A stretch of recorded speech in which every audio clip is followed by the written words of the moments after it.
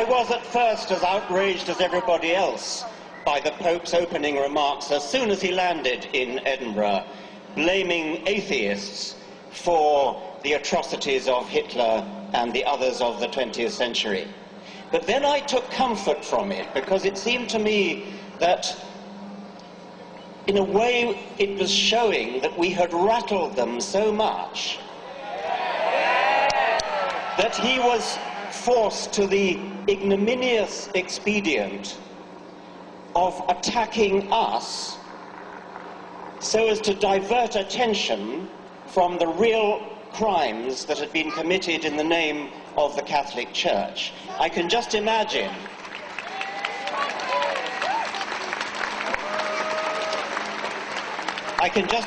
the discussions in the corridors of Vatican power. How are we going to distract them from buggering boys? And the answer came, why don't we attack secularists? Why don't we attack atheists? Why don't we blame them for Hitlerism? Adolf Hitler, was a Roman Catholic. He was baptized, he never renounced his baptism. The figure of 5 million British Catholics is presumably obtained from baptismal figures. I don't believe a word of it. I don't believe there are 5 or 6 million British Catholics. There may be 5 or 6 million who have been baptized, but if the Church wants to claim them as Catholics, then they have to claim Hitler as a Catholic.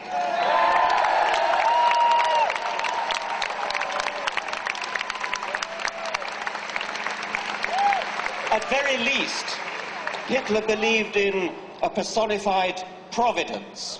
He often spoke of it, and it was presumably the same providence that was invoked by the Cardinal Archbishop of Munich in 1939, when Hitler escaped assassination and the Cardinal ordered a special Te Deum in Munich Cathedral, quote, to thank divine providence in the name of the Archdiocese for the Führer's fortunate escape.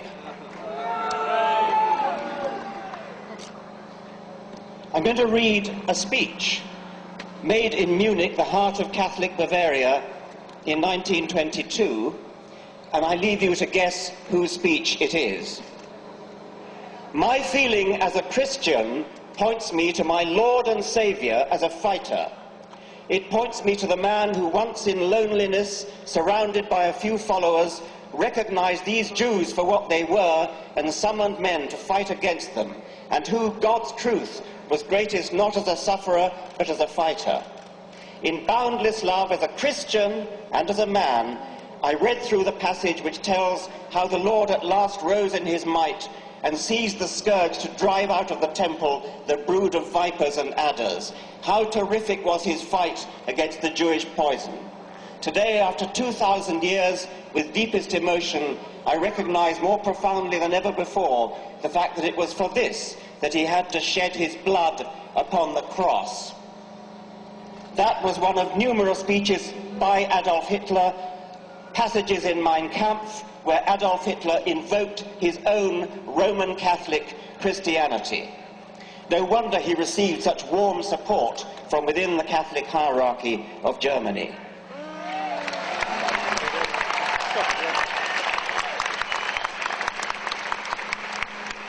Even if Hitler had been an atheist, as Stalin more surely was, how dare Ratzinger suggest that atheism has any connection whatsoever with their horrific deeds?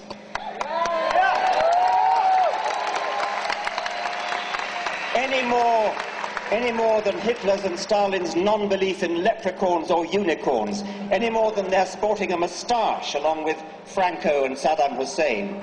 There is no logical pathway from atheism to wickedness, unless, that is, unless you are steeped in the vile obscenity at the heart of Catholic theology. I refer to the doctrine of original sin.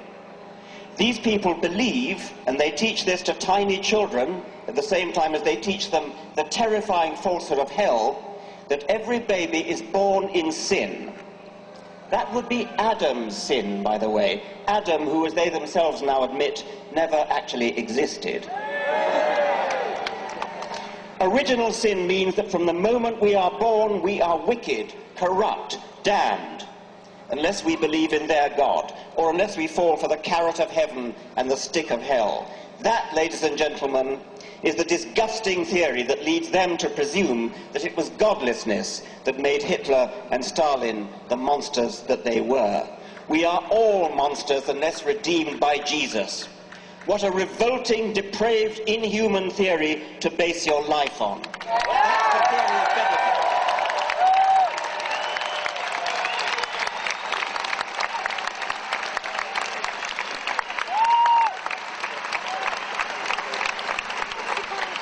Joseph Ratzinger is an enemy of humanity.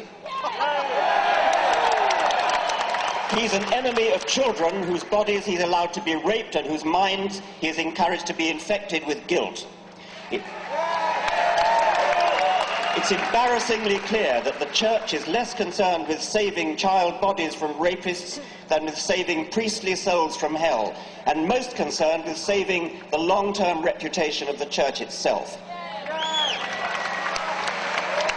He's an enemy of gay people, bestowing on them the sort of bigotry that his church used to reserve for Jews before 1962. He's an enemy of women, barring them from the priesthood, as though a penis were an essential tool for pastoral duties.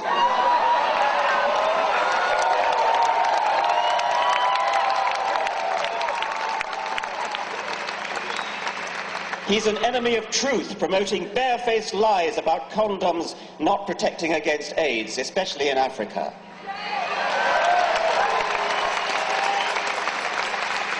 He's an enemy of the poorest people on the planet, condemning them to inflated families that they cannot feed, and so keeping them in the bondage of perpetual poverty. A poverty which sits ill beside the obscene wealth of the Vatican. He's an enemy of science, obstructing vital stem cell research on grounds not of true morality, but of pre-scientific superstition.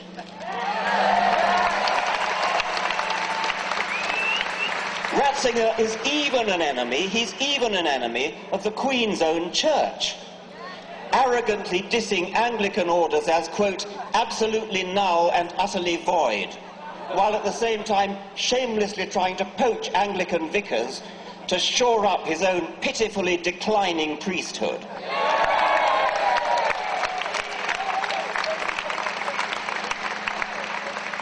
Finally, perhaps of most personal concern to me, Ratzinger is an enemy of education.